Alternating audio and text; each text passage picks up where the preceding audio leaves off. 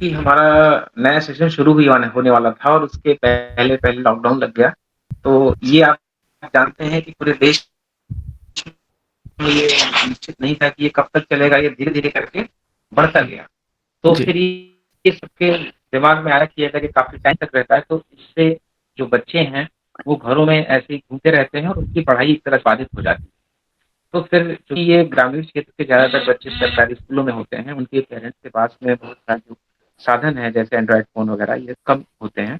हुँ, लेकिन फिर भी हमारे कमिश्नर साहब ने भी हम लोगों को निर्देशित किया और हमारे मुख्य विकास अधिकारी श्री अनुज झा जी हैं, उनसे भी विचार-विमर्श किया गया। उन्होंने थोड़ा ये भी सलाह दी थी कि अगर चौपाल में हो सके तो चौपाल किया जाए, लेकिन इस तरह का प्रयास किया जाए और इसके कारण से थोड़ा-सा उसमें बाधाएँ आई कि बच्चों को इकट्ठा ना हुँ, किया जाए।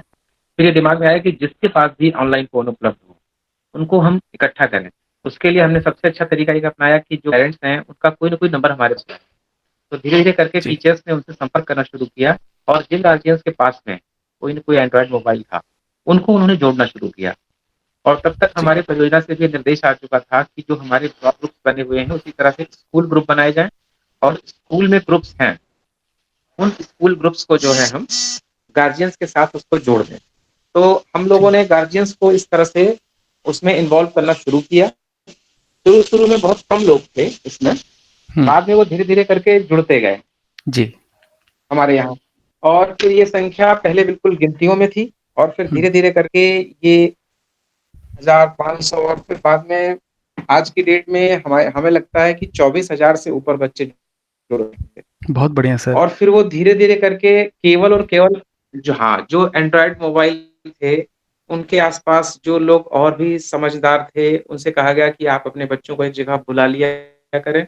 जैसे एक एंड्रॉयड मोबाइल है, तो उसका यूज़ एक से अधिक बच्चे कर सकें। जिसके माँ-बाप के पास है, वो आस-पास के बच्चों को बुला लेते हैं। अमूमन ये जो स्कूल होते हैं हमारे परिषदीय, जी, इसमें गाँव-गाँव में ही स्कूल होते हैं जी सर। और उसी मसले के बच्चे ज़्यादातर उसमें पढ़ते हैं।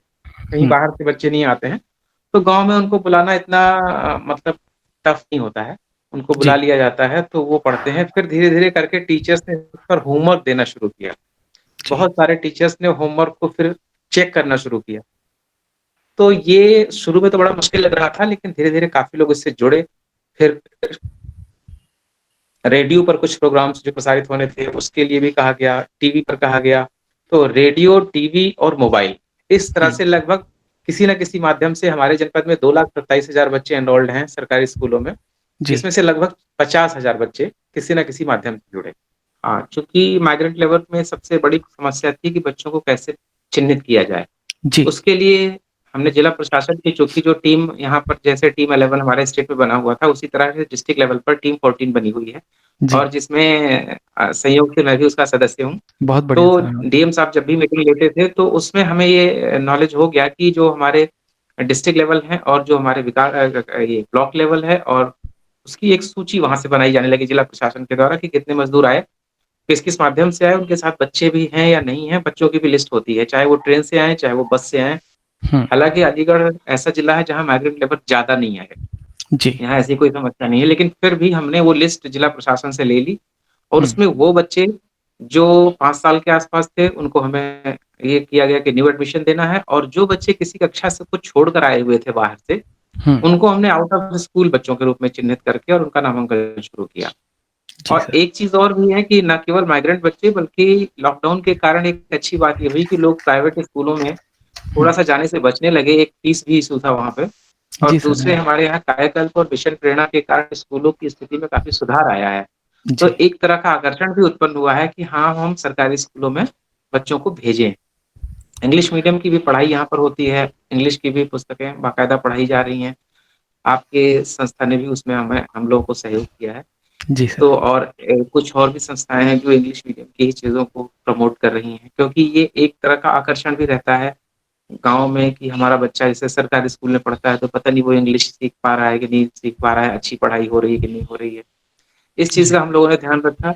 इसके साथ-साथ हम लोगों ने एक काम और किया, जी, कमिश्नर साहब ने कहा था कि एक डिटेल्ड इन्वेंटरी बनाई जाए, मतलब एक ऐसा रजिस्टर बनाया जाए, हुँ, जिसमें हम लोगों ने वो नंबर जारी किए थे अपने, आपको भी मैंने इसकी डिटेल भेजी है। जी, जी 2 सर, ऑनलाइन नंबर हमने एडमिशन के लिए। हाँ, एक कंट्रोल जी, रूम बनाया गया। जी, कंट्रोल रूम ने जो है वो गार्डियंस की समस्याओं को भी सुना, कोई अगर एडमिशन संबंधी कोई दिक्कत है तो वो भी कर सकता था। हाँ। और उस कंट्रोल रूम का ये फ़ायदा हुआ कि हमको ब्लॉक वाइज़ हुँ, लोगों की एक कोई कोई कॉमन समस्या है तो उस बारे में पता चला। जी, टीचर्स ने एक और काम किया और कंट्रोल रूम ने कि गार्जियंस से ना केवल बच्चों की पढ़ाई के बारे में जानकारी ली, बल्कि उन्होंने जब जिस समय कोरोना का पीक चल रहा था, उस समय उनसे ये भी पूछा कि आपको राशन मिला कि नहीं मिला? जी, आपके यहाँ कोई समस्या तो नहीं है? तो उससे ये फ़ायदा हुआ कि एक कनेक्ट या एक तरह का जुड़ाव महसूस हुआ उनको जी, गार्जियंस को बिल्कुल। कि हाँ हुँ, जो है इस तरह से विभाग और ऐसी चीज़ों को उन्होंने डिटेल बना करके कुछ टीचर्स ने और उसको एसडीएम्स को, मैजिस्ट्रेट को उपलब्ध कराया और वहाँ पर उनको सहायता भी दी।